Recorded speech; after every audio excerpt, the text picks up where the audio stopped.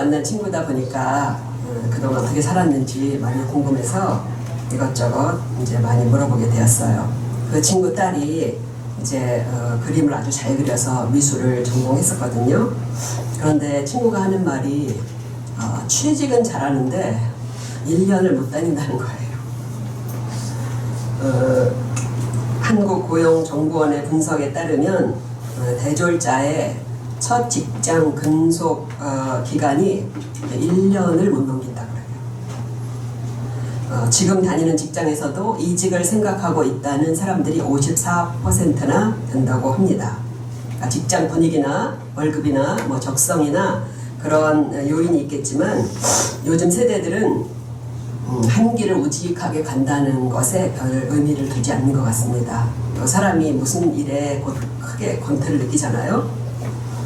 성도들이 평생 하나님을 섬기고 교회를 다니는 것은 쉬운 일일까요? 성경은 한 번도 이 믿음을 지키는 게 쉽다고 한 적이 없습니다. 오늘 본문에서도 이 땅에서 믿음을 지키며 사는 것이 인내가 필요한 경주다, 이렇게 우리에게 말씀합니다. 평생을 믿다 보니까 또 때로 피로감을 느끼고 또 낙심하기도 하는 거죠. 오늘 이 히브리서 이 편지를 받을 성도들도 그랬던 것 같습니다. 우리가 읽은 3절을 보면 그들이 피곤하고 낙심해 있는 상태라는 것을 알 수 있어요. 하나님이 당시에 히브리 성도들을 격려하고 힘을 주셨던 오늘 말씀이 종종 믿음의 삶에서 피로감을 느끼는 우리 모두에게도 오늘 큰 힘을 주시라고 믿습니다. 아멘. 우리가 달려가는 이 믿음의 경주에는 증인들이 있다고 오늘 이렇게 말씀을 해요. 우리가 이 믿음의 삶을 잘 감당하고 그리고 저 끝에 도달했을 때 그때 무엇이 우리를 기다리고 있을까요? 생각해 보셨어요? 정말 우리가 듣고 믿어온 영원한 세상이 있을까요? 우리가 구주로 믿은 예수님과 하나님 아버지가 정말 우리를 알고 따뜻하게 우리를 영접해 주실까요?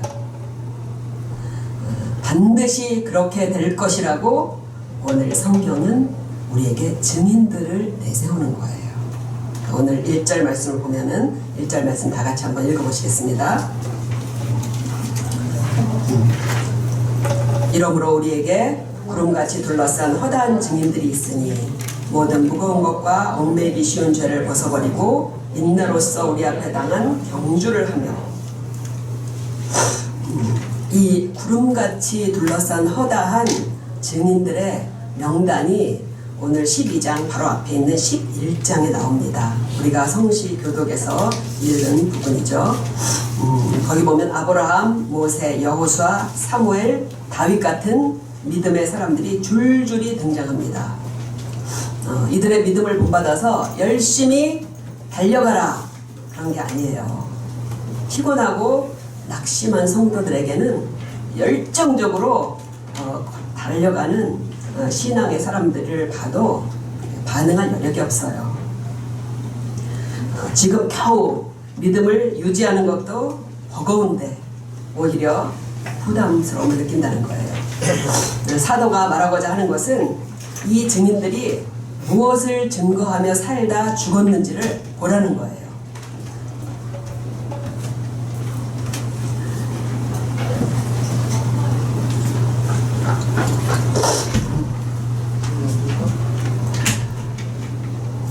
증인의 가장 중요한 역할이 무엇이죠? 사실을 증언하는 거예요. 증인이 나오면 범인이 누군지가 이제 드디어 밝혀집니다. 사람들은 증인의 말을 통해서 진실이 무엇인지를 파악하면 되는 거예요. 요즘 가장 확실한 증인은 누구입니까? CCTV. CCTV는 모든 걸 알고 있죠. 우리 믿음의 여정에서 낙담될 때 이미 이 경주를 다 마친 사람들의 증언을 들어보라는 것입니다. 또 우리가 잘 달려가는 믿음의 길을 계속 가기 위해서도 증인들의 말을 우리가 경청하셔야 된다는 거예요. 성경에 이 증인들이 한결같이 증언하는 것은 하나님이 우리를 위해서 영원한 도성을 예비하셨다는 것입니다. 그리고 증인들은 그것을 위해 실제로 바뀐 인생을 살았다는 거예요. 도시개발 문건을 몰래 훔쳐본 사람들은 어떻게 하죠? 아무것도 없는 시골에다가 땅을 사들여요. 자기 돈이 없으면 꿔서라도 막 집도 사고 땅도 사고 막 그럽니다. 사람은 사실에 따라 움직이게 되어 있어요. 그래서 우리가 말하는 믿음이 사실인지는 주변 사람들이 보면 알아요. 우리가 거기에 따라서 움직이고 있는지. 더 나은 본향이 있다는 것을 진짜 믿는지는 실제 생활이 증거하는 것입니다. 그러니까 11장의 증인들은 우리에게 그걸 증명해 보인 사람들이에요. 그들의 삶을 보면 믿음의 조상인 누구죠? 아브라함 있죠. 하나님이 아브라함을 갈대아 땅에서 부르셔서 가나안 땅으로 인도하시고 이 땅을 너와 네 자손에게 주시리라고 약속하셨어요. 그런데 실제로 아브라함은 가나안 땅에서 사는 동안 집 지을 땅 한 평을 사지 않았어요. 아브라함은 땅 부자가 될 만큼 거부였어요. 그런데도 아브라함이 땅을 사지 않은 것은 하나님께서 약속하신 아름다운 가나안 땅이 지구의 한 구역에 있는 곳으로 사람들이 오해할까봐 평생 땅을 사지 않고 더 나은 본향을 바라보며 장막을 치고 살았다는 거예요. 오늘 우리 교동문에서 읽은 말씀 중에 에녹이 나오죠. 에녹 같은 사람은요, 매일 하나님과 동행하다 죽지 않고 천국으로 올라갔다고 성경이 그를 기록하고 있어요. 그가 땅에서 없어졌다고 그러잖아요. 더 이상 보이지 않았다. 분명히 그들이 간절히 사모하던 본향이 있는 것입니다. 또 어떤 이들은 그 영원한 나라로 들어가기 위해서 박해와 죽음도 두려워하지 않았습니다. 우리가 믿음의 목적지를 잃지 않으려면 이렇게 성경을 펴고 곳곳에서 외치는 증인들의 말을 매일 들어야 합니다. 11장 1절에서 이렇게 말씀해요. 우리가 잘 아는 말씀이죠.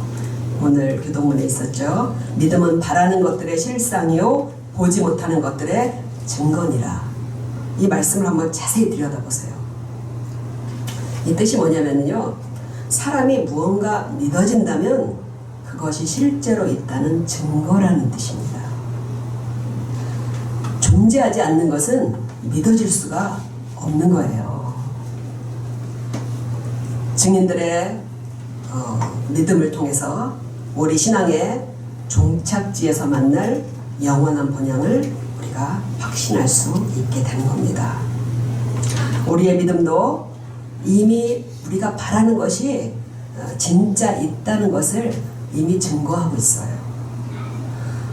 오늘 피곤한 몸을 이끌고 이렇게 먼 길을 와서 예배드리는 것은 하나님이 존재하신다는 증거입니다. 우리가 없는 것을 있다고 치고 현실을 희생할 만큼 그렇게 바보 같은 사람들 아니잖아요. 그렇죠? 보이지 않지만 하나님과 천국이 실제하기 때문에 뭔가 우리 마음속에 믿어지는 구석이 생긴 것이에요. 그러므로 히브리서 기자는 이 믿음의 경주가 확실한 천국을 향한 것임을 항상 기억하고 끝까지 경주하라고 그렇게 우리에게 오늘 권면합니다. 우리가 또한 경각심을 가져야 될 것은 모든 경기에는 낙오자가 있다는 거예요. 히브리서를 기록한 분도 역시 이 사실을 염두에 두고 경고를 합니다. 너희 조상들 때 애굽을 빠져나왔지만 가나안 땅에 들어가지 못한 사람들이 있음을 기억하라고 합니다. 끝까지 경주를 감당하고 증인이 된 사람들처럼 포기하고 세상을 전부로 알고 선택한 사람들도 우리에게 경종을 울리는 증인이 되는 거예요. 늘 피곤해지기 쉬운 무릎을 강하게 하고, 그리고 이 경주를 잘 달려서 우리가 영광의 목적지에 다 도달하시기를 주님으로 축복드립니다. 뿐만 아니라 우리 스스로도 누군가에게 증인이 되는 그런 삶이 되시기를 간절히 바랍니다. 아멘. 그리고 오늘 말씀에서 이 힘든 믿음의 경주를 잘 하려면 항상 힘써야 할 것을 오늘 우리에게 가르쳐 주십니다. 그것이 뭐냐면 1절 후반절에 보면 모든 무거운 것과 얽매이기 쉬운 죄를 벗어버리고 인내로서 우리 앞에 당한 경주를 하라는 거예요. 믿음의 경주도 이 땅의 경기들과 같은 것이 많아요. 이 땅에서도 경기에 참가하는 선수들은 경기력을 저하시키는 것을 버리고 경기력을 항상 향상시킬 수 있는 그런 훈련을 계속해 나가요. 선수들에게 특히 멘탈 훈련이 굉장히 중요합니다. 한번 실수하고 마음이 확 무너져 버리면 그 경기는 망치는 거예요. 유현진 선수가 이번 시즌에 잘 던지다가 지난번에 콜로라도전에서 무려 7점을 내주고 내려온 날이 있어요. 제가 다 안타깝더라고요. 우리나라 선수가 잘 못하면 막 안타깝잖아요, 그죠? 그런데 이 유 선수의 강점은 좋을 때나 안 좋을 때나 별로 흔들리지 않는 멘탈입니다. 유현진 선수가 이런 강한 멘탈을 어디서 갖게 됐냐면요, 옛날에 한화에서 활동할 때 그때 갖게 됐다고들 사람들이 그렇게 얘기를 합니다. 그러니까 그때 아무리 잘 던져도 답이 없는 수비수들 때문에 잘 던지고도 항상 패전 투수가 되었다고 합니다. 그래서 이 유현진 선수가 답을 동료들이 못 잡으면 내가 잘 던지면 된다, 이렇게 결론을 내고 혹독한 훈련을 했었다고 해요. 그러니까 말하자면 동료들이 실수를 해도 흔들리지 않고 그런 멘탈을 강한 사람이 되게 된 거예요. 그러니까 결국은 받쳐주지 않는 환경이 멘탈 훈련의 1등 공신이 되었다는 것을 우리가 생각하면 좋을 것 같아요. 우리도 마찬가지잖아요. 쉽게 무너지지 않는 마음이 되었다면 무수히 낙담시키는 환경에서 만들어진 게 분명합니다. 그런 가운데서 만들어지는 거예요. 호날두는 지금도 하루에 윗몸 일으키기를 3,000개를 한다고 합니다. 3,000개 매일 부상 없이 오랫동안 최고의 자리에 머물고 있기 때문에 3,000개 윗몸 일으키기를 한다고 그래요. 이 땅의 것을, 이 땅의 경기에서 승리하기를 위해서도 이만한 노력들이 필요하다는 것입니다. 믿음의 경주에 있어서도 우리가 당연히 넘어지지 않는 체력과 영적 근육을 단련하는 훈련들이 필요해요. 기도와 말씀, 예배, 봉사 다 훈련이에요. 그런데 오늘 사도는 특히 우리가 신경 써서 다루지 않으면 우리의 경주를 힘들게 하는 치명적인 문제를 지목합니다. 그게 뭐냐면 무거운 것과 얽매이기 쉬운 죄라는 거예요. 이것을 힘써서 벗어야 된다고 합니다. 우리의 믿음의 삶에 정말 하중을 더하는 그 무거운 것은 뭘까요? 무거운 것을 우리 주의하라고 그러잖아요. 그게 뭘까요? 무거운 것은. 바울은 자기의 복음 사역을 힘들게 하는 것이 있다고 고린도 성도들에게 털어놓은 적이 있어요. 이렇게 털어놨어요. 내 속에 눌리는 일이 있으니 곧 모든 교회를 위하여 염려하는 것이라. 눌리는 게 뭐라는 거예요? 염려라는 거예요. 우리 마음을 무겁게 눌러서 이 믿음의 경주를 더디게 하는 것은 단연코 염려입니다. 예수님께서도 생활의 염려가 신앙의 성장을 방해하고 열매를 맺지 못하게 한다고 4가지 밭에 비유해서 우리에게 말씀을 해주셨어요. 세상에서 가장 무거운 짐이 있다면 염려입니다. 염려가 생기면요, 걸음이 무거워져요. 걸음이 무거워요. 그러니까 사소한 염려조차도 충분히 우리 믿음을 끌어내릴 만큼 강해요. 사소한 염려가. 그렇게 예수님은 아예 염려하지 말라고 명령을 하셔서 우리에게 무엇을 먹을까, 무엇을 입을까 염려하지 말아라. 내일 일을 염려하지 말아라. 명령이셔요. 기가 막히게 지난 한 주 동안 다 우리가 염려했던 것들이잖아요. 사도들도 서신서에서 역시 염려하지 말라고 합니다. 너희 염려를 다 주께 맡기라. 이는 저가 너희를 권고하심이라. 염려하지 말라고 하신 주님이 염려되는 것을 주께 맡기는 기도를 외면하시겠습니까? 반드시 우리를 사랑으로 돌봐주실 것입니다. 이 세상 제도 안에서 살아가는 우리는 세상에 관심을 가질 수밖에 없어요. 그러나 세상을 오래 생각하면 반드시 염려에 빠집니다. 노후엔 어떻게 살지? 이 월급을 어떻게 살림을 꾸려나가지? 언제 내 집을 장만하지? 경기가 이렇게 안 좋은데 다음 일감이 없으면 어떡하지? 온종일 세상에 귀를 기울이고 세상을 바라본다면 반드시 염려가 들어오고 염려는 우리의 믿음을 짓누를 것이 분명합니다. 그러니까 믿음이 있어야 헤쳐나갈 상황인데 더 어렵게 되는 거예요. 염려로 인해서. 염려와 믿음은 정확히 반비례하는 것입니다. 또 믿음의 경주를 위해서는 어떻게 하라고 그래요? 얽매이기 쉬운 죄를 벗어버리라고 합니다. 그러니까 죄는 일단 얽매이기 쉽다고 그래요. 너무 쉽게 우리의 발목을 잡는다는 것입니다. 그러니까 죄는 어느 틈에 우리 마음과 말과 행동에 착 달라붙어서 믿음의 경주를 방해합니다. 죄가 우리를 얽어매면요, 믿음의 걸음을 한 발자국도 떼지 못합니다. 한 발짝도 못 떼요. 죄가 있는 동안요, 사실 모든 믿음의 경주는 올 스톱된 거예요.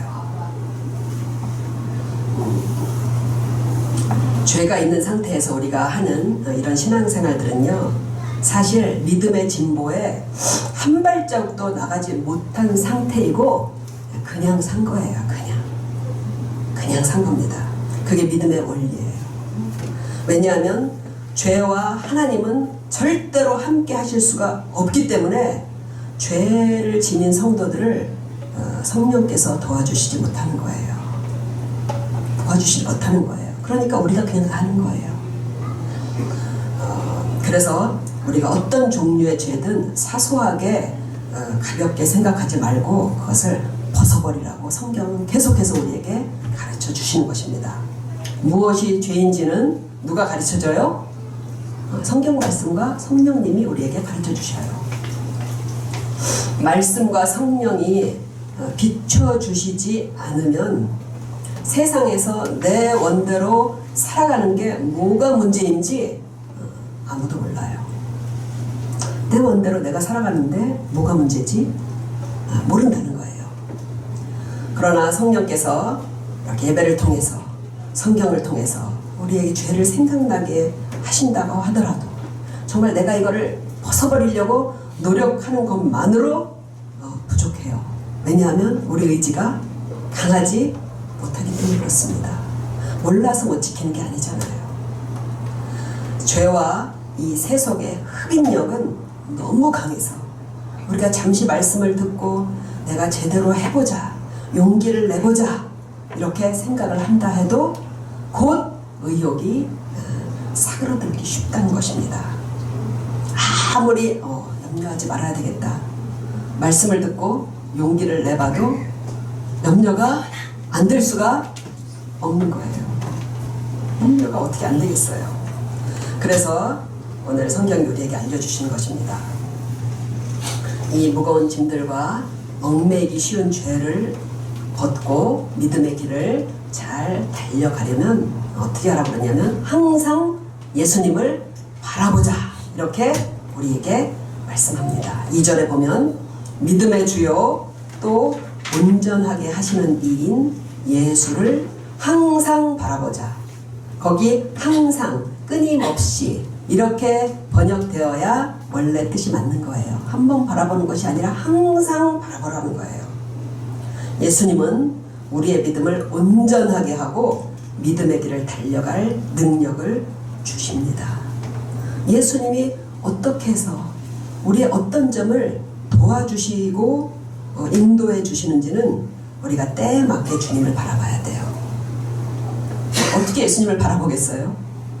어떻게 하는 게 예수님을 바라보는 거예요? 명화에 나오는, 성화에 나오는 금발머리 예수님을 생각하는 게 예수님을 바라보는 게 아니잖아요. 그죠? 성경이 오늘 우리에게 이렇게 가르쳐 주셔요. 예수님, 그는 그 앞에 있는 기쁨을 위하여 십자가를 참으사 부끄러움을 개의치 아니하시더니 하나님 보좌 우편에 앉으셨느니라. 우리가 예수님을 생각하고 바라볼 때는요, 두 가지 지식을 갖고 바라봐야 돼요. 두 가지 지식. 먼저는 십자가를 지신 예수님이에요. 십자가를 지신 예수님에 대한 지식을 갖고 우리가 예수님을 바라봐야 됩니다. 그 앞에 있는 기쁨을 위하여 십자가를 참으사 부끄러움을 개의치 않으셨다고 그렇게 말씀해요. 이 말을 잘 들여다보면요, 예수님의 십자가는 참고 견뎌야 되는 고통이었다는 뜻이에요. 참으셨다는 것은 참고 견뎌야 되는 고통이라는 뜻이에요. 또 부끄러움을 개의치 않으셨다는 것은요, 십자가가 부끄러운 것이었다는 거예요. 인간의 성정을 가진 예수님이 벌거벗겨져서 죄인들이 달리는 십자가 형틀에 매달리고 6시간의 끔찍한 고통을 당하셨다는 거예요. 하나님의 아들이 이 비참하고 수치스러운 형벌을 견디신 이유가 무엇입니까? 바로 나를 구원해 내시기 위해서예요. 내가 너를 구하기 위해서 무엇이든지 감수하겠다. 이게 십자가예요. 너를 구하기 위해서 내가 무엇이든 감수할 수 있다. 이게 예수님의 십자가인 거예요. 누구에게 이런 사랑을 받아보셨어요? 히브리서는 이렇게 우리를 위하신 예수님이 우리의 대제사장이라는 것을 아주 강조해서 우리에게 길게 1장부터 10장까지 전하고 있어요. 앞에 1장부터 10장까지는요, 어떤 내용이냐면요, 구약 성경을 들어서 예수님이 어떻게 우리의 대제사장이 되셔서 우리의 죄를 속죄하시고 하나님 아버지 앞에 용납받는 자녀가 되게 해주셨는지를 정말 막히는 거 없이 장엄하게 관통해서 그걸 설명하는 게 1장부터 10장까지 말씀이에요. 제가 이번에 설교를 준비하면서 앞에 1장부터 10장까지를 읽다가 울었어요. 예수님께서 그 구약 성경의 구석구석에 그렇게 우리를 위해서 예비하시고 준비하시고 그렇게 나를 구원해줬다는 그 사실이 성경이 그렇게 증언해 주시는데 눈물이 나더라고요.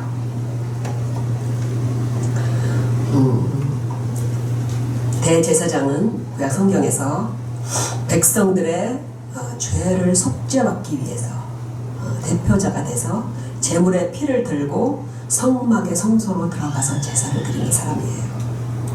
그런데 히브리서에서 뭐라고 우리에게 가르쳐 주시냐면 우리의 영원한 대제사장이신 예수님은 자기 스스로가 제물이 돼서 자기의 피를 들고 하늘의 성소로 들어가서 우리의 대제사장이 되셨다고 그렇게 우리에게 가르쳐 주십니다. 단번에 자신의 몸으로 영원한 제사를 드리신 것입니다.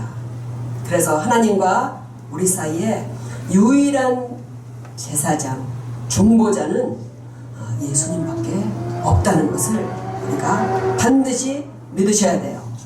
다른 누구도 나를 위해서 피 흘려 제사장의 역할을 하신 분은 없다는 거예요. 예수님만이. 그리고 물론 지금도 예수님은 하나님 보좌 우편에 앉으셨다고 오늘 우리에게 가르쳐 주시죠. 그죠? 하나님 보좌 우편에 앉으셨다고 성경이 우리에게 가르쳐 주시는 거예요. 하나님 보좌 우편에서 우리를 위해서 중보하고 계십니다. 예수님이 우리를 위해서 중보하고 기도하고 계신다는 건 다 알고 계시죠? 그죠? 그런데 이제 이것이 우리가 하나님 앞에 나가서 하나님 이것도 주시고 저것도 도와주시고 이런저런 기도를 할 때 예수님께서 하나님 옆에서 우리를 위해서 같이 그걸 위해서 기도해 주신다는 그런 뜻은 아니에요. 우리 기도를 하나님이 응답하시는 조건은 단 하나면 돼요. 뭐라고 예수님이 말씀해 주셨냐면 너희가 내 이름으로 무엇을 구하든지 내가 시행할 것이다. 예수님의 이름으로 우리가 구하기만 하면 그것으로 충분히 하나님께서 우리의 기도를 응답하실 조건이 완수되는 거예요. 예수님께서 우리의 중보자가 되시고 지금도 하나님의 보좌 우편에서 우리를 위해서 중보 기도하시는 것은요, 무엇을 위한 기도냐면요, 우리의 죄와 구원을 위한 기도예요.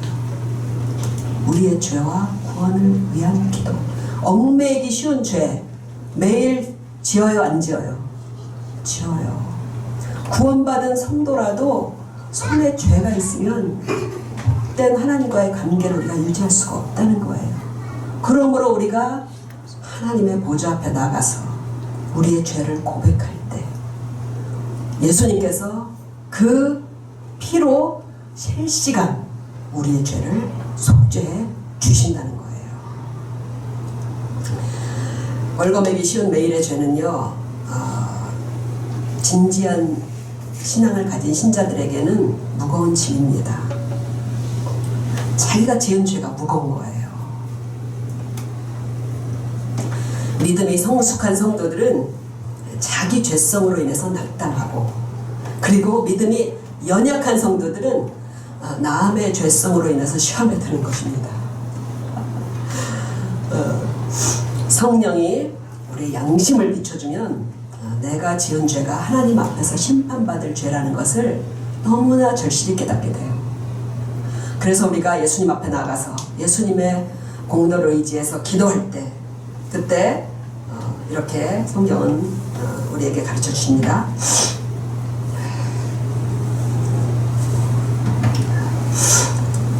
우리의 죄를 자백하면 그 피가 우리를 모든 죄에서 깨끗게 하실 것이요.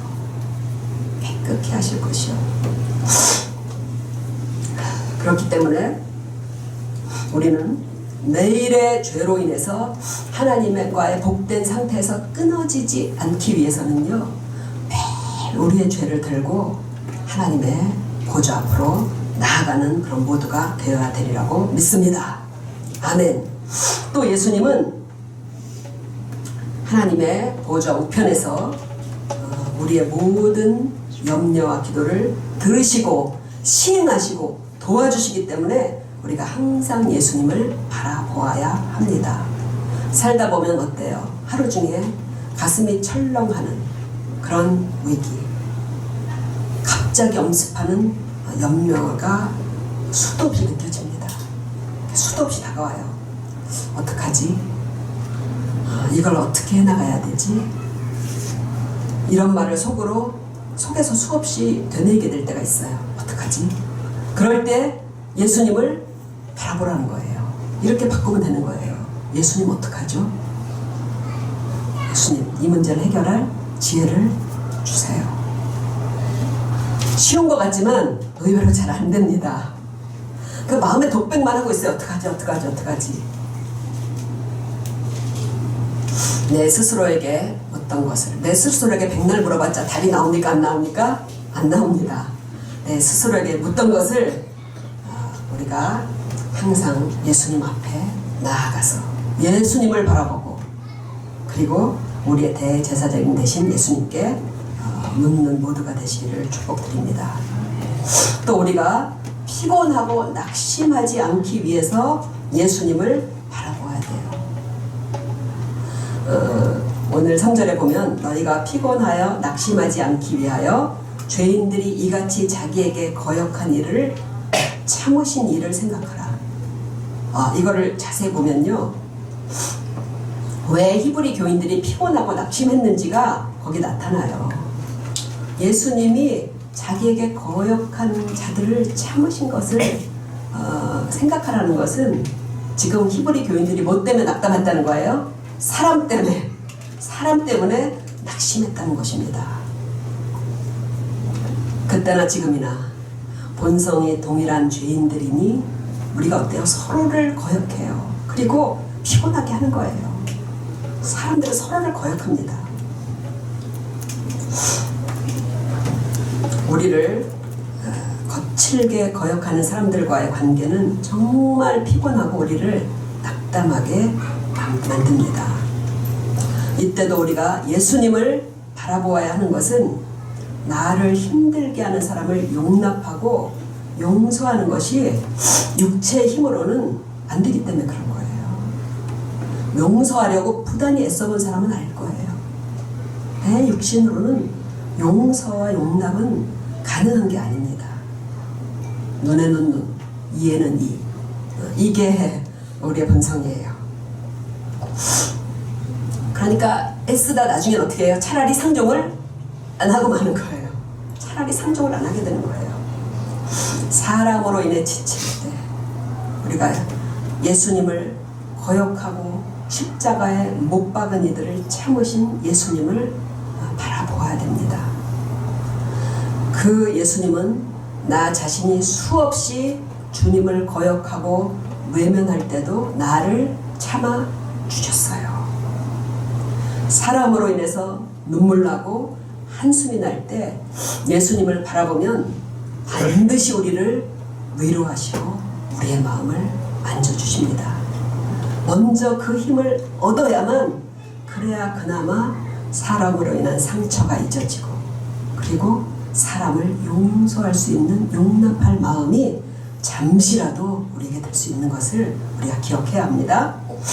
죄도 염려도 사람에게 받은 상처도 모든 문제를 풀 수 있는 출발점은 우리가 예수님을 바라보는 순간에 시작된다는 것을 꼭 기억하시기를 부탁드립니다. 아멘. 말씀을 마치겠습니다. 우리가 성경을 이렇게 펼치면요, 그 안에서 수백, 수천 명의 증인들이 손가락으로 가르쳐요. 손가락을 들어서 가르칩니다. 저기에, 우리 경주의 끝에 우리가 장차 누릴 영원한 영광스러운 천국이 있어. 그걸 가르치는 거예요. 믿음의 무릎이 약해질 때, 죄가 발목을 잡을 때, 사람으로 인해서 낙심될 때, 영적 피로감에 빠질 때 예수님을 바라보십시오.